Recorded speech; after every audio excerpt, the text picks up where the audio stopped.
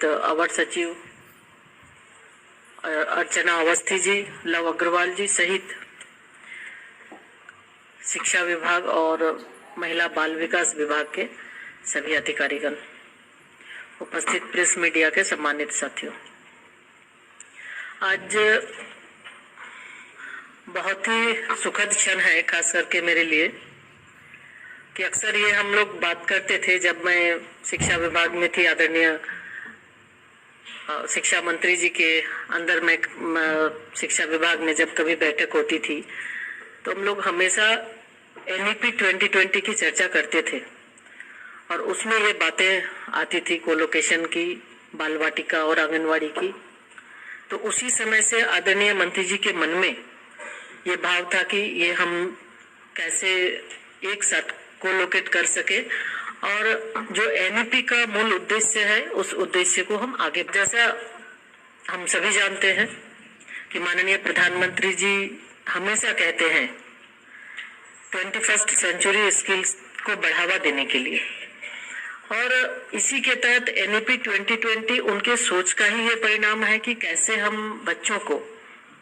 छोटे से लेकर बच्चों को कैसे उनके भाषा में शिक्षा, खेल खेल में शिक्षा या फिर स्किल की शिक्षा हम दे सके। तो इसी के तहत आज का ये लगभग 34 वर्षों के बाद NEP 2020 आया और उसके बाद से आदरणीय प्रधानमंत्री जी की जो सोच है उस सोच को आगे बढ़ाने के लिए शिक्षा मंत्रालय निरंतर प्रयास कर रहा है और अब साथ में महिला बाल विकास मंत्रालय भी जुड़कर आज का जो कोलोकेशन ऑफ आंगनवाड़ी सेंटर्स का जो गाइडलाइन आज हमने अभी जो जारी किया है तो उसके माध्यम से कि कैसे हम साथ में मिलकर एक परिसर में पोषण शिक्षा साथ साथ कर सकें। तो इसी को ध्यान में रखते हुए, चूंकि हम सभी जानते हैं कि शिक्षा की मजबूत नींव फाउंडेशनल स्टेज में यानी अर्ली चाइल्डहुड में ही रखी जानी चाहिए और बहुत से रिसर्च ये साबित भी करते हैं कि बच्चे 6 साल के उम्र तक ही बच्चों का ब्रेन का लगभग 85% ग्रोथ हो जाता है। तो उसको ध्यान में रखते हुए शुरुआती 6 वर्षों में ही हमारी ये सोच है कि NEP 2020 में early childhood care and education पर विशेष बल दिया जाए और इसी उद्देश्य के साथ बच्चों के मानसिक विकास के सबसे महत्वपूर्ण वर्षों में उन्हें सही पोषण और सीखने का वातावरण देना और खेल खेल में शिक्षा को बढ़ावा देना, इसी का यही प्रमुख उद्देश्य है। और जब एक बच्चा विद्यालय में प्रवेश करता है तो वह केवल अक्षर ज्ञान ही नहीं पाता, वह जीवन के मूल्यों, स्वास्थ्य की समझ और सामाजिक चेतना से भी परिचित होता है। अभी कई ऐसे देश जिनका जो सर्वे है उसके आधार पर, जैसे फिनलैंड, स्वीडन, कनाडा, ऑस्ट्रेलिया सहित कई ऐसे देश हैं जिन्होंने ECCU को सार्वजनिक सेवा के रूप में अपनाया गया है और यूनिसेफ के SDG 4 का भी एक लक्ष्य कि गुणवत्तापूर्ण प्री प्राइमरी एजुकेशन तथा यूनिवर्सल एक्सेस सुनिश्चित करना है। साथियों, इसे हासिल करने के लिए कई देशों ने ECC को प्राथमिकता भी दी और भारत भी अब इस दिशा में एक ठोस कदम उठा रहा है और इसी का ये परिणाम है कि कोलोकेशन ऑफ आंगनवाड़ी सेंटर्स। तो इसके माध्यम से बहुत ही आदरणीय शिक्षा मंत्री जी का काफी इसमें, धर्मेंद्र प्रधान जी का गाइडलाइंस जैसे ही इस विभाग में मैं आई, लगातार उनका ये प्रयास और कई बार उन्होंने ये कहा कि कैसे हम लोग इसको कोलोकेशन कर सकते हैं, कैसे इस पर आगे गाइडलाइन, एक जॉइंट गाइडलाइन बनाने की आवश्यकता है और उनके मार्गदर्शन में ये काम संभव हो पाया और निश्चित रूप से ये हमें पूरा विश्वास है कि जिस तरह से उनका मार्गदर्शन, गाइडेंस मिलता रहा है कि आगे ये जो एक गाइडलाइन हम लोगों ने अभी जारी किया है बहुत ही अच्छे ढंग से ये आगे भी कार्य करता रहेगा।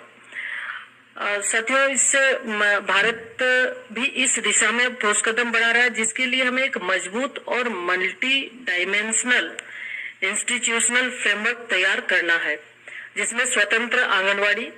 विद्यालयों के साथ को-लोकेटेड आंगनवाड़ी और प्री प्राइमरी सेक्शन और इंडिपेंडेंट प्री स्कूल शामिल हो। और इस संकल्प को आगे बढ़ाने का सबसे व्यवहारिक और दूरदर्शी तरीका है कि आंगनवाड़ी और प्राथमिक विद्यालयों का कोलोकेशन करना। आज हमारे पास लगभग 14,02,000 से ज्यादा आंगनवाड़ी केंद्र हैं और 9,16,000 प्राइमरी स्कूल्स हैं, जिनमें से लगभग 2,90,000 आंगनवाड़ी केंद्र पहले से ही कोलोकेटेड हैं। और यह आंकड़ा हमारी सामूहिक शक्ति को ही नहीं दर्शाता, बल्कि करोड़ों परिवारों की उम्मीद और विश्वास का भी प्रतीक है।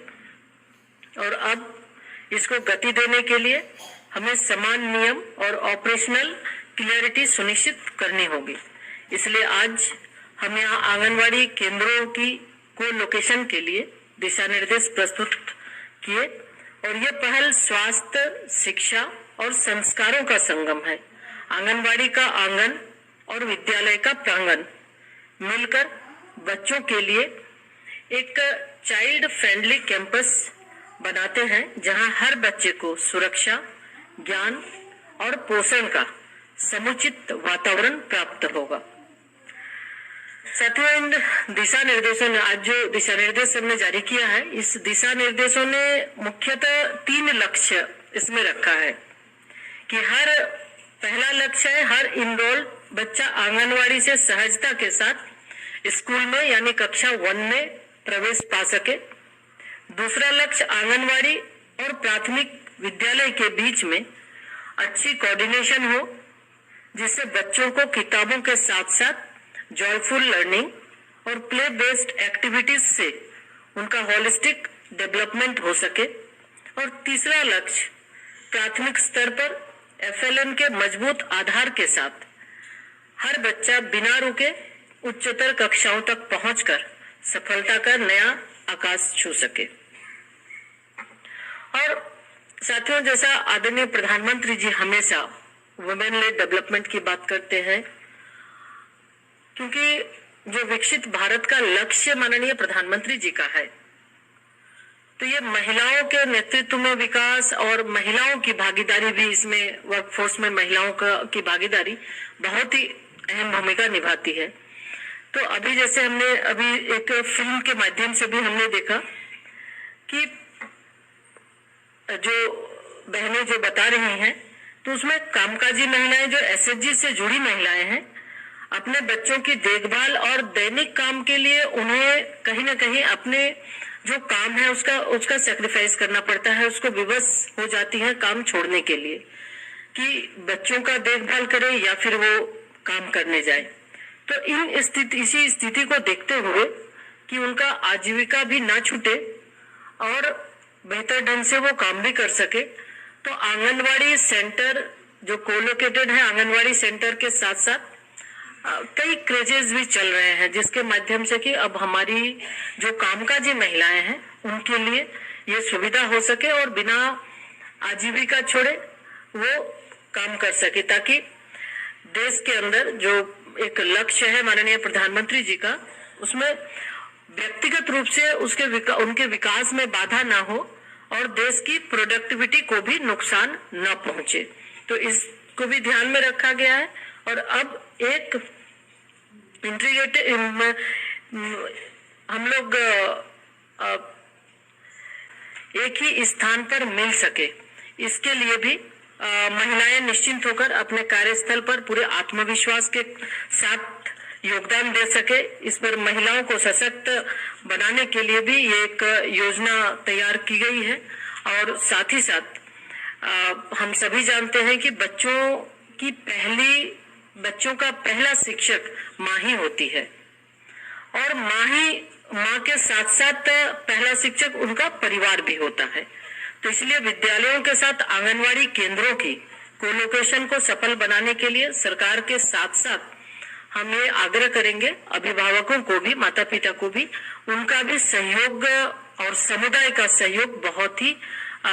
जरूरी है, बहुत ही अपेक्षित है। और लगातार इस तरह के कार्यक्रम को, जहां समुदाय आधारित कार्यक्रम को जिस तरह हम लोग देखते हैं कि माननीय प्रधानमंत्री जी के द्वारा भी आह्वान किया जाता है और आह्वान एक जन आंदोलन का रूप ले लेता है। तो निश्चित तौर पे आज एक के बाद एक, चाहे शिक्षा की बात करें, स्वास्थ्य की बात करें, स्वच्छता की बात करें, तो निश्चित तौर पर उसको भी समुदाय आधारित समुदायों का इसमें भागीदारी बहुत ही अहम हो जाती है और तभी हम इसको और बेहतर आगे बढ़ा सकते हैं। और साथ ही साथ एक छत के नीचे होने से हमारे बच्चे भी बहुत ही अच्छे ढंग से जब आंगनवाड़ी केंद्र में आएंगे तो आंगनवाड़ी केंद्र के बाद उन्हें जब विद्यालय जाना होगा तो बिना किसी हिचक वो अच्छे से वो विद्यालय में भी जा सकते हैं और उसी तरह से उनका होलिस्टिक डेवलपमेंट भी होगा। और माननीय प्रधानमंत्री जी के आह्वान को पूरा करते हुए हम बच्चों को खुले उड़ान देने के लिए एक नया मंच भी तैयार करने जा रहे हैं, जिसमें हर माँ की ममता, हर बच्चे की मुस्कान और हर शिक्षक की प्रेरणा शामिल है। साथियों, आइए हम सब मिलकर जो विकसित भारत का लक्ष्य माननीय प्रधानमंत्री जी का है, उस लक्ष्य के नींव को मजबूत करें। और जैसा मैंने पहले ही हमने कहा कि बच्चों का 85% ब्रेन डेवलपमेंट छोटे उनके 6 वर्ष के आयु में ही होता है। तो ये आवश्यक है कि जिस तरह से महिला बाल विकास विभाग जब प्रेग्नेंट होती हैं लेडी, उस समय से लेके हम उनके पोषण का सही ध्यान रखते हैं ताकि हमारे बच्चे जो विकसित भारत के निर्माण में, नवनिर्माण में उनकी अहम भूमिका होगी, ताकि बच्चे स्वस्थ बच्चे जन्म ले और उसके बाद उन्हें अच्छी शिक्षा मिल सके और अच्छे तरीके से उनका सही ढंग से देखरेख हो सके। तो इसके लिए महिला बाल विकास विभाग निरंतर प्रयास कर रही है। और साथ ही साथ अभी ये कोलोकेशन होने के बाद आज के बाद से निश्चित तौर पे हम जहां अमृत काल की पीढ़ी का हर बच्चा सुपोषित और ज्ञान संपन्न हो, हम अपने समर्पण और सशक्त क्रियान्वयन से इस लक्ष्य की प्राप्ति के लिए प्रतिबद्ध है। और भारत सरकार और सभी अन्य राज्य की सरकारें भी इसमें साथ मिलकर आज का जो ये गाइडलाइन है इसको हम बेहतर ढंग से आगे बढ़ाने के लिए हम प्रयास करेंगे। और आज इस कार्यक्रम में फिर से हम आदरणीय शिक्षा मंत्री श्री धर्मेंद्र प्रधान जी और उनकी पूरी टीम के प्रति आभार व्यक्त करते हैं कि आपके कुशल मार्गदर्शन में आज ये संभव हो पाया और लगातार ये आगे बढ़ेगा। और निश्चित रूप से आज जो भी इस कार्यक्रम में हमारे आंगनवाड़ी के वर्कर हैं, हेल्पर हैं या फिर अन्य शिक्षा विभाग के सभी अधिकारी, सभी का हम अलग अलग स्टेक होल्डर हैं, हम उनके प्रति आभार व्यक्त करते हैं। और साथ ही साथ इसको आगे बढ़ाने के लिए आप भी अपनी अहम भूमिका निभाएं और माननीय प्रधानमंत्री जी के 2047 के विकसित भारत के लक्ष्य को पूरा करने के लिए, उनके संकल्प को सिद्धि तक पहुंचाने के लिए अहम भूमिका दें। बहुत बहुत धन्यवाद।